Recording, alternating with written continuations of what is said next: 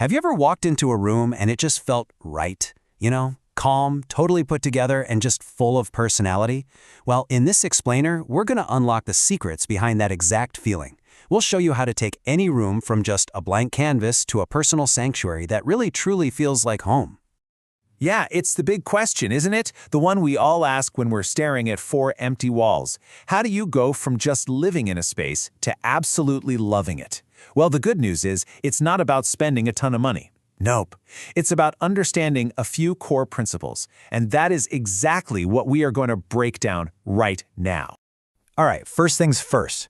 Before you even think about looking at paint colors or scrolling through furniture websites, the very first step is to become an expert on the space you already have. I'm telling you, this is the foundation. Everything else is going to be built right on top of this. Okay, let's get practical. First, grab a tape measure. Get your room's exact dimensions and please write them down. Next, you're going to map out where your doors and windows are. These are your non-negotiables, the fixed paths in and out. And finally, and this is a big one, become a light tracker. Seriously, notice where the sun hits in the morning versus the afternoon. This one detail is a total game changer, because a room that faces north has this cool, consistent light that will make colors look completely different than in a warm, sunny, south-facing room. So here's the big takeaway from all that measuring. Interior design isn't just about filling a room with stuff. It's really about choreographing movement. You want to create these clear, easy pathways that make the space feel intuitive and just easy to live in. Leaving this breathing room is what separates a comfortable home from, a cluttered storage unit. So now that you understand the physical layout of your space, it's time to set the mood. And the two most powerful tools you have for creating atmosphere are, without a doubt, your color palette and your lighting. Let's dive into how they work together to completely change how a room feels. What's so cool about this is the psychology behind it. Light colors literally bounce light around, which can make a small room feel so much bigger. Here's a pro tip for you. Paint your ceiling just a shade lighter than your walls. It creates this amazing illusion of height. On the flip side, dark colors absorb light, creating this cozy, dramatic, and intimate feeling. They're fantastic for an accent wall, especially the wall behind your TV. It can actually reduce eye strain and helps the screen kind of blend in. And here is a super simple but incredibly effective rule of thumb, the rule of 3. To create a look that feels cohesive and not all over the place, just stick to a maximum of 3 main colors. Think of it like this. About 60% of your room is your main color, that's probably your walls. 30% is a secondary color, maybe for big furniture pieces. And that final 10%, that's your accent color for the fun stuff like pillows or art. This little trick is what keeps everything from feeling, totally chaotic. Lighting? This slide shows something so important. One lonely ceiling light is never, ever enough. Great lighting design is all about layers. You need your general lighting, for overall brightness. Then you add in side lighting, like table lamps, to create warmth and get rid of shadows. And finally, focus lighting, like a spotlight on a piece of art or a reading lamp. This mix is what makes a room feel truly alive and welcoming. All right, the stage is set with color and light. Now we can bring in the key players, the furniture.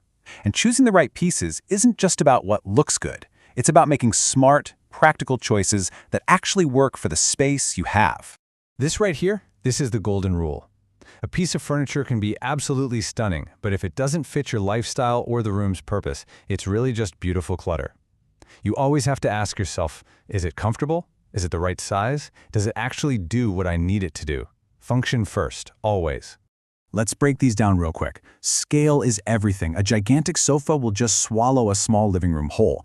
And here's a great trick. Use painter's tape on the floor to mark out the dimensions of a sofa before you buy it. You'll see right away if it works. Next, resist that urge to fill every single corner. Remember that breathing room we talked about? And finally, if your space is tight, multifunctional furniture is your absolute best friend. Think coffee tables with hidden storage or a seriously stylish sofa bed. Okay, so the room is measured, the colors are picked, the furniture is in place. Now for the really fun part, the final layer. This is the stuff that injects your personality into the space and makes it uniquely 100% yours. These are the elements that tell your story. Art shows off your taste. Textiles like rugs and pillows add softness, wonderful texture, and pops of color. Curtains, they do more than block light. They frame your view of the world. And plants, they literally bring life and freshness into the room, and they can even boost your mood. And just one last crucial reminder as you add these final touches.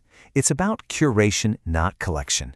Every single object should have a reason for being there, whether it's for function, for beauty, or because it means something special to you.